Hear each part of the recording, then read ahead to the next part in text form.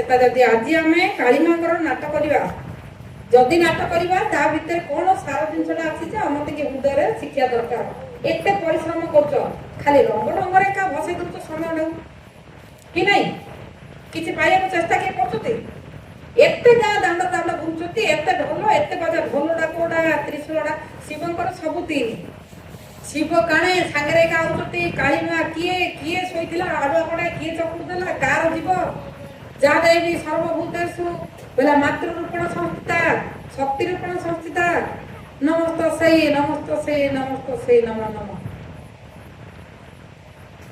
लक्ष्मी कहले मो लक्ष्मी बाई ठाकुराणी जे कोड कोडी अछि ना सकल धान बिल रे बुझ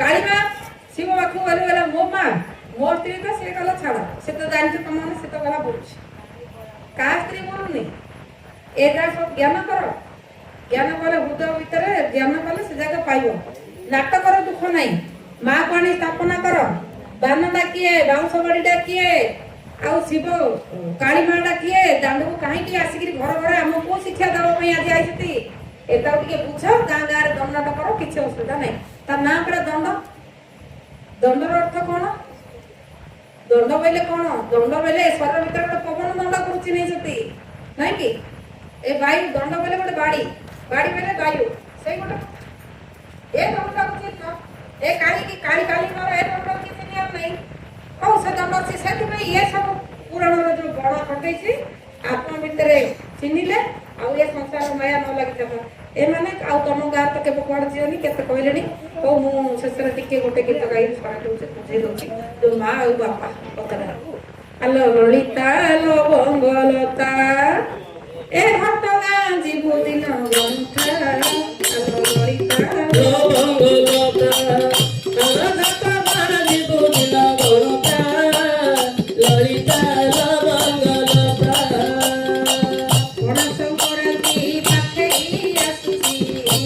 संक्रांति पाखई आसुची माटी घोड़ा के रखिता आलो ललिता लो बंगलता आलो ललिता लो बंगलता घटना जीवु दिन गंथा ललिता लो बंगलता झुपुर झुंपा बहुल झुंपा माटी मंडी दुई बुझु बसी गजरा हार माता रे पाई झुपुर झुंपा बहुल झुंपा माटी मंडी दुई बुझु बसी गजरा हार माता रे पाई सबठु बढ़िया माँ को नड़िया सबठु बढ़िया माँ को नड़िया जते इच्छा तते रखिता आलो ललिता लो बंगलता आलो ललिता लो बंगलता ए घटना जीवु दिन गणता ललिता लो बंगलता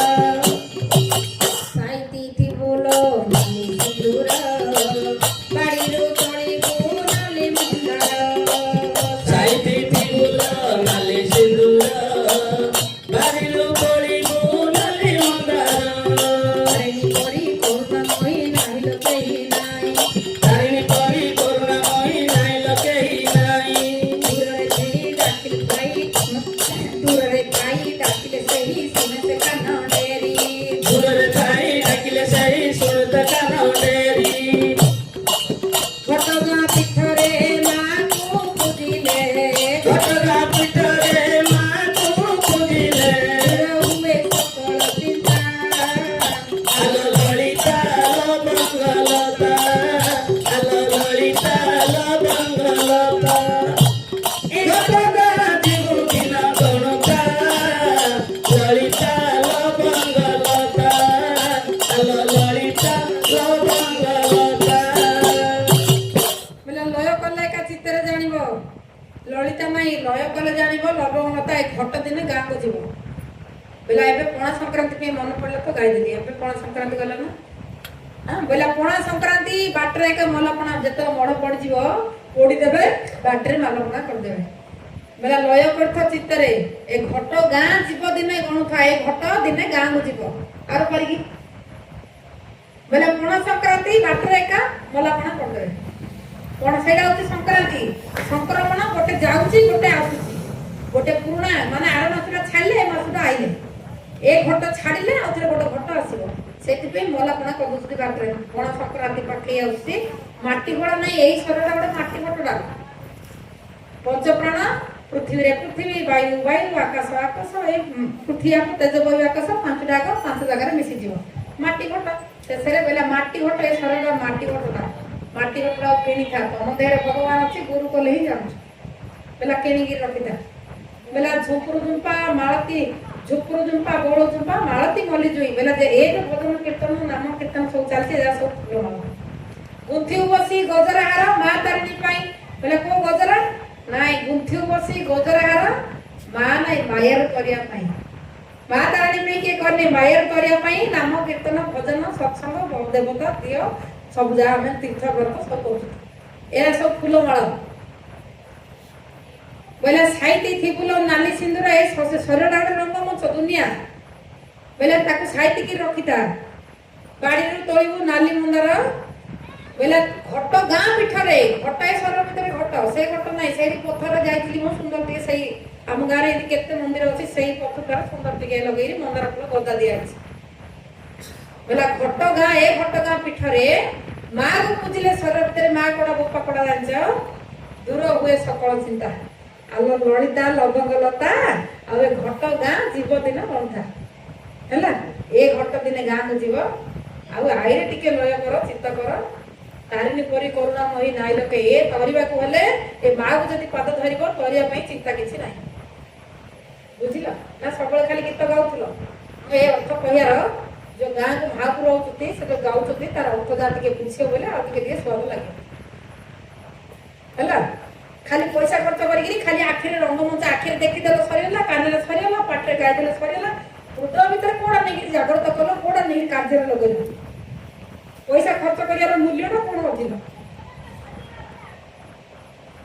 କଲ? କହୁଥିଲା କଂସ, ଆମର ଗୋଟେ ଗାଁ ନାଟକ କରୁଛେ, ପଇସା ଚାନ୍ଦାରେ ଲାଗିଛି, ସେଥିପାଇଁ ତାକୁ ଆଜି କହିଦେଇଥିଲି। ଆରେ ବାପା, ସତ୍ସଙ୍ଗ ଯିବା ପାଇଁ ଚାନ୍ଦା କରିବାକୁ ପଇସା ହେଲାନି। ଏ ଗାଁରେ ଏତେ ଯାହା ଲୋକ ଅଛନ୍ତି ଯେ ଗୋଟେ ଲୋକ ଗାଡି କରିକି ଗଲେନି। ଏବେ ଦଣ୍ଡଟା ଆଇଲା, ଚାନ୍ଦା କରିକି ପଇସା ସଙ୍ଗେ ସଙ୍ଗେ ହେଇଯିବ। ଗାଁରେ 50 ପିଲା ଅଛନ୍ତି ଯେ ଗାଡି କରି 10 ଲୋକ ଯିବାକୁ କିଏ ତ ଆସୁନାହାନ୍ତି, କଣ କରୁ? ବୋଇଲେ ଭଲ ଜ୍ଞାନ କଥା ଯାହା ଜାଣିବ।